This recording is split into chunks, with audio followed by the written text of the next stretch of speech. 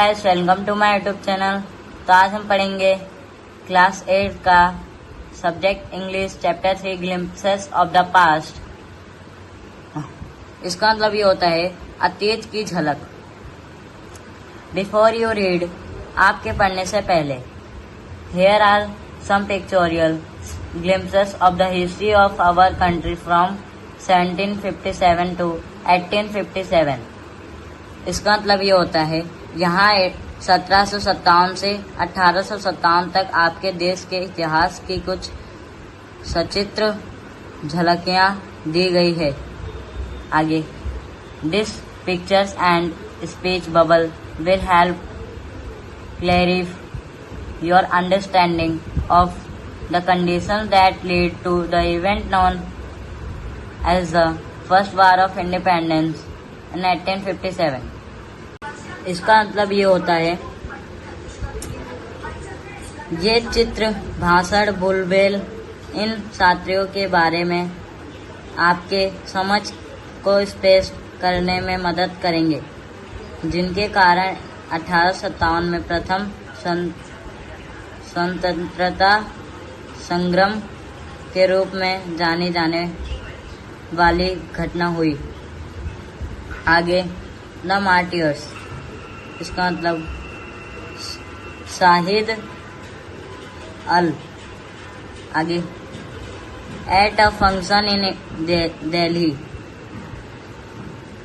हो my country man let your eyes fill with tears as you recall the sacrifice of Indian martyrs.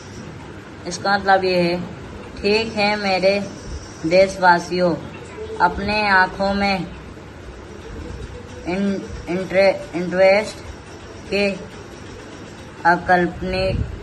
अकल्पनित को भरने दो। To the company conquest with its supreme weapon the British East India company was extending its power in 18th century India। इसका मतलब ये होता है company की विजय 1757 1849। आगे, आपने उत्कृष्ट हथियारों के साथ ब्रिटिश ईस्ट इंडिया कंपनी 18वीं सदी के भारत में सत्ता हासिल करने की कोशिश कर रही थी। आगे, इंडिया 1765, भारत 1700। आगे, इंडियन प्रिंसेस। जो येलो है वो इंडियन प्रिंसेस, और जो रेड है ब्रिटिश टेरिटरी। जो रेड है उसमें ब्रिटिश अंग्रेजों ने कब्जा कर लिया था। आगे, Indian princes were short sighted, भारतीय राजकुमारी की आह निकल गई। डेट अप स्टार्ट राजह बाह call the English merchants, they will help me to defeat him।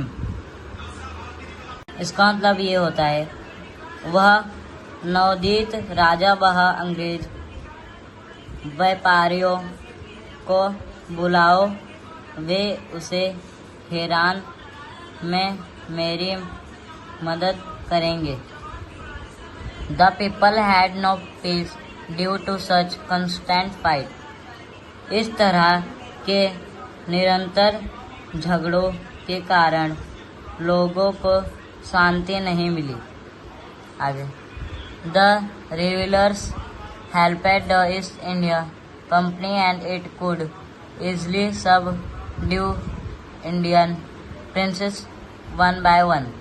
इसका मतलब ये होता है प्रतिद्वंदिता से ईस्ट इंडिया कंपनी को मदद मिली और वह एक एक करके भारतीय राजकुमारों को आसानी से अपने अधीन कर सकी।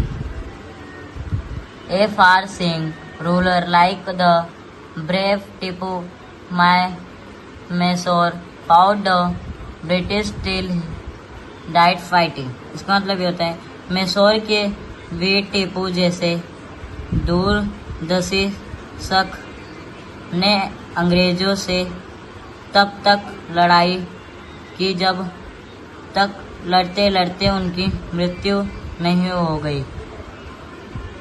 आगे, thank God there is peace in the country now no more wars and no looting by thugs. इसका